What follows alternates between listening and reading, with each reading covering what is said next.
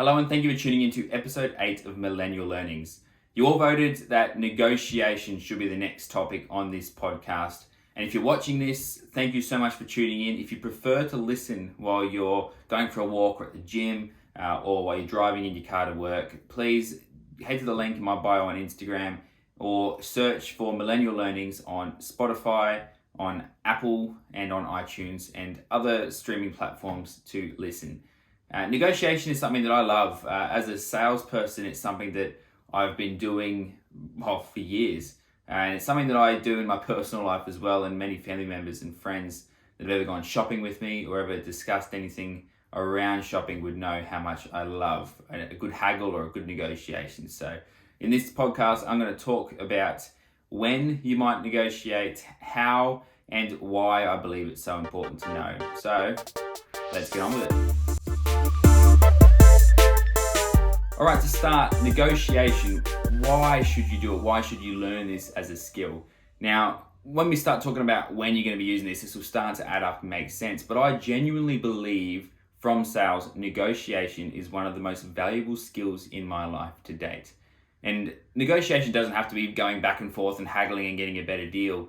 Negotiation is discussing at work, your current salary at work. Can be discussing your position and how the position is going to work. You can be discussing with your wife or your boyfriend or your husband what you're going to eat for dinner, right? You're using negotiation. So eventually you're going to get what you want to eat and they're going to believe that that's what they wanted as well. And negotiation to me shows a lot of confidence in someone. When someone's able to ask outright for a better deal or for something thrown in and something included, I genuinely believe it shows that the person has a lot of confidence. And that's the same when a salesperson says no to me when I do ask for a deal. I have the utmost respect for those that can say no, because it's very confronting for a lot of people, A, to ask for a deal, and B, to say no when you have asked. So that's sort of the reasons. I genuinely think if you don't know how to negotiate, when I start talking about hows and some of the tips, and when I start talking in future episodes about how to buy cars, it's going to become very clear with how important this can be to not only your financial freedom, but your self-confidence as well. So let's talk about a couple of ways how you can negotiate. And there's a couple different ways. There's lots of different varieties of negotiation. So let's start with an example of purchasing a TV, okay? Now, personally, I've bought a few TVs and I always get a better deal because people and salespeople at these places do get paid a commission, so they want to sell you a machine. And if you give them a way of negotiating with management, so the people above them, to fight for you, you're going to get a better deal. So for example, I go to a large retailer. I'm not going to mention names on this podcast, even though I won't do anything. And I'm looking for a TV. Okay, so the first thing you do, you browse around a little bit, you talk to a few different salespeople, and you eventually come to a TV that you want. Now, before you start negotiating, you ask them, all right, and this is just part of negotiating, but you ask them if there's a better deal. And you'll probably find they'll open up their phone, is usually what happens, their little tablet phone thing, and they'll go, I can knock off $10. And they'll give you some stupid offer, which is super low, or they'll just outright say no. And I've seen it time and time again when people will go, yeah, that's fair. Let's do that. Thank you so much for your help. And I just sit back and go, that's crazy, right? There's better out there, even when they say there's not. So there's a couple ways you can tackle it. The way that I prefer to tackle it in this regard is, and this is going to sound very egotistical, but the salesperson on the other end doesn't care, okay? It's just giving him a reason to find a way to sell you a machine or a TV, sorry. But I start telling them how much money I've spent in that store in the past, okay? And it sounds silly, but I'll tell them, look, I've been a really good customer of yours. I've bought X, Y, and Z. I've spent maybe $10,000 in this store. Can you just go talk to management and see if there's anything else you can do? And usually, sometimes they will go, sometimes they'll walk away. They're not going to actually talk to their manager. They have the full power to discount themselves most of the time. But they'll go away and they'll actually have a look and they'll come back to you with another offer. Again, don't accept it straight away. Okay, this is the real test. Now, this is the test whether the salesperson can say no and hold their grounds and you've actually gotten a good deal, or whether they're trying to sell you now and in hope you're just going to take it. Stop and think, okay? Just stand there, and if they've offered you $1,200 on a $1,300 TV, just go, I wonder what the guys at Harvey Norman are doing, or whatever the competitor is at the time. and go, are you sure? I'm going to go for a walk now, and I'm going to go ask Harvey Norman and see if they've got anything else that's available. I'm happy to buy the TV right now, but are you 100% at your best deal? Now, at this point, they're either going to say, yeah, that's everything I can do. Off you go have a look and come back to me when you found out that I've given you a good deal. Or they're going to say, let me have another look. And they'll come back to you with a better deal, and you're probably at their wit's end. All right, you're probably going to take that deal from them. If they do say no, you've got two choices. One, you can accept that A, they've done a great job, they've put the sale on you, they've had a look, they have given you a discount, and they've had the courage to say no twice. Or you can go have a look at competition, utilize the price that they've given you to get a better deal off the original TV. And if you like the first person, you can then go back to them and back and forth if you've got the time, and most people don't have the time to do that. So it's just another option to consider. The other option is simply taking the price and would just be, I'm just going to shop around and jump online. It's funny, these large retailers usually have an online store, and in many cases I've found that if you buy it online, it's cheaper than in the same store.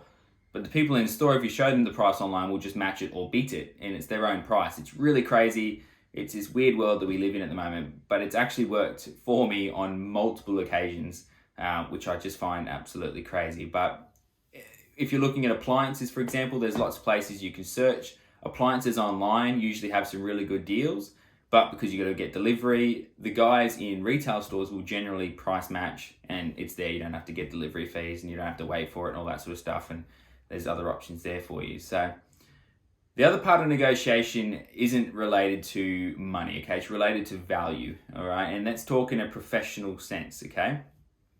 And let's say that you've been at a job now for 12 months and you're looking at either getting a pay rise or looking at changing the way you work, whether you're going to ask for another week's worth of holidays, or whether you want to go back to 4 days a week, or you want to pick up more responsibilities because you want to move up, or you believe you're ready for a promotion, whatever it might be in the value sense in that regard. Now, the negotiation tactic in that regard is to always negotiate from a point of power. What do we mean a point of power? So what I mean by that is if you've just had a terrible month, or you've just been blasted because you've made a huge mistake at work, or you've just rocked up late the day before, you've been off sick for 2 weeks, or whatever it is, and you're going to come in after a lack of performance and try and negotiate for better value in your job, you're negotiating from a point of weakness, and 9 times out of 10, you're going to lose, okay? And what that means is it puts you back 6 to 12 months before you're next able to ask. So always negotiate from a point of power. If you've just had a ripper month, or you've just been told you've hit budget for the last 12 months, or you've exceeded XYZ, you haven't had a day off in 12 months, whatever it is, negotiate from a point of power. Go in there, present your value, and then ask them if they see enough value to give you what you want. And that probably leads me into when you should negotiate and cases that I've been involved in regarding negotiation. And one of those is actually salary. I believe that everyone should always ask for a rise in their salary. If it's not an automatic increase, I know there's a lot of industries that you do get automatic increases yearly and you can't negotiate your wage, and this probably isn't for you, this tiny bit of a conversation. But in many cases, especially my industry of sales, in a position where you're getting a salary as well in sales management and things like that, there's always the opportunity to ask for a better deal, to ask for more value, whether that is a company car or a fuel card or a new laptop or a new phone, or if you are asking for a genuine salary rise of 5, 10, 12, 20%, whatever it is that you're going for at the time.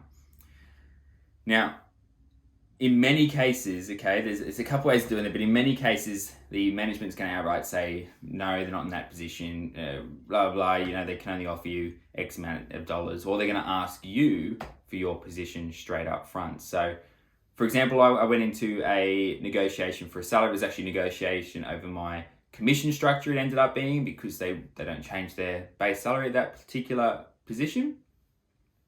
But I went in there and I presented the value. I showed them what I had done for that position over the last 12 months, previous performances before I took over, and then I showed them the commission schedule. Okay, and I showed them that in actual fact, despite the amount of work I've put in and the improvements I've made, my current structure does not reflect the hard work I'm putting in.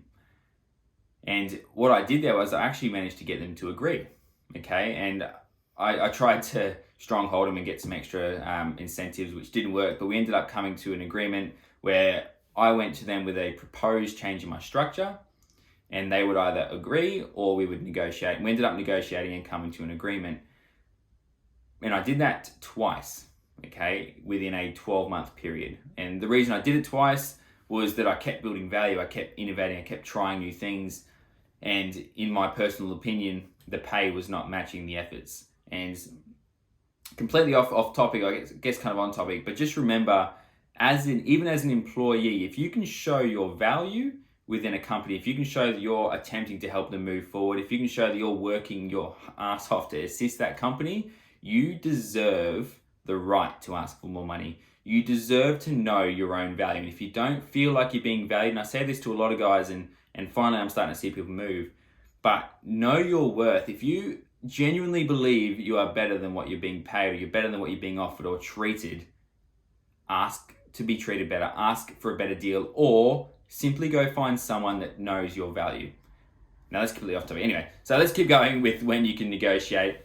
And obviously I've spoken about at retail stores, and let's talk about cars, okay? And I'm gonna go into a really in-depth negotiation on some of the tactics that car sales use, being an ex-car salesman myself.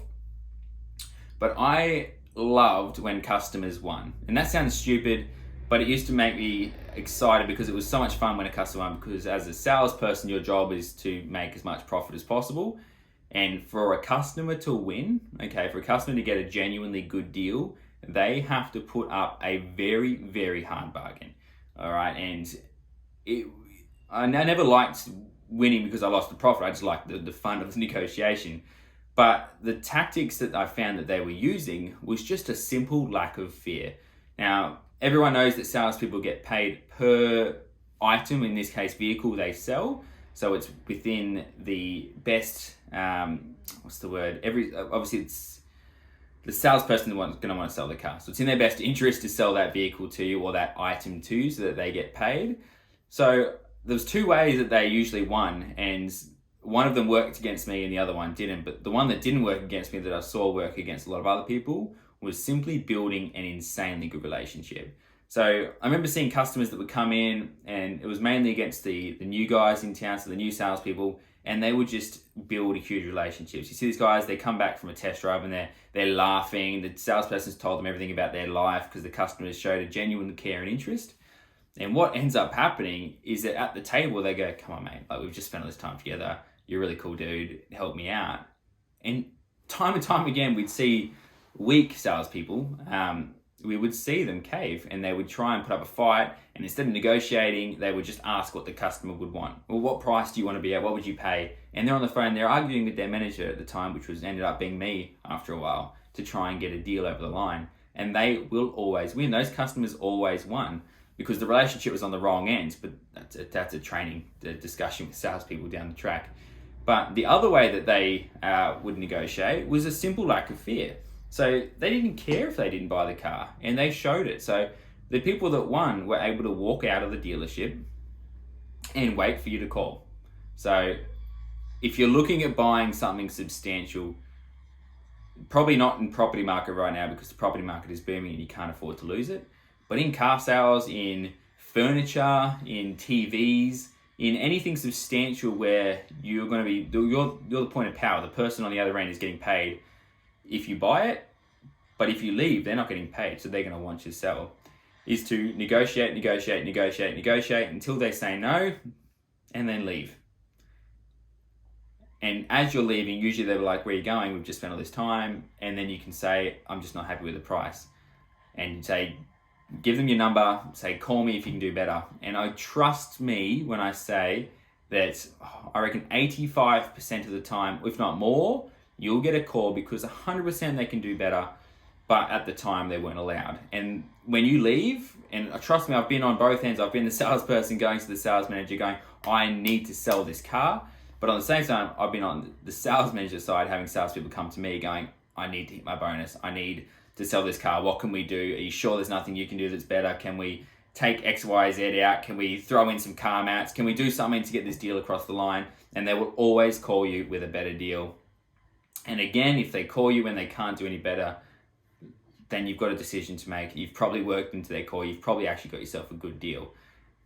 Now, you can also negotiate, and I'm not going to go into stories, but think about negotiation when you're negotiating, I think at the start with your missus about where you want to eat. You're negotiating with friends over what movie you want to watch. You're negotiating with employers when you're at a job interview. You're negotiating with taxi drivers. You're negotiating your entire life. But if you don't negotiate and you just say yes to everything, or you turn down opportunities because you haven't negotiated to find the right grounds, you're constantly losing.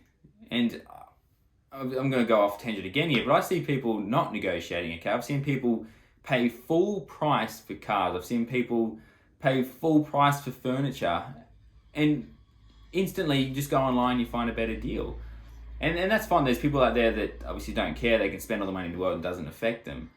But people my age, people that are millennials and quite young and growing up and trying to make an impact in their financial life, generally need to save as much money as possible. And I applaud those 1%ers that are out there that are millionaires at 25 years old or 21 years old. It's awesome to see. But the majority, including myself, are not rich and need to find ways to save money. And negotiation will save you more money than you will ever realize until after you've started.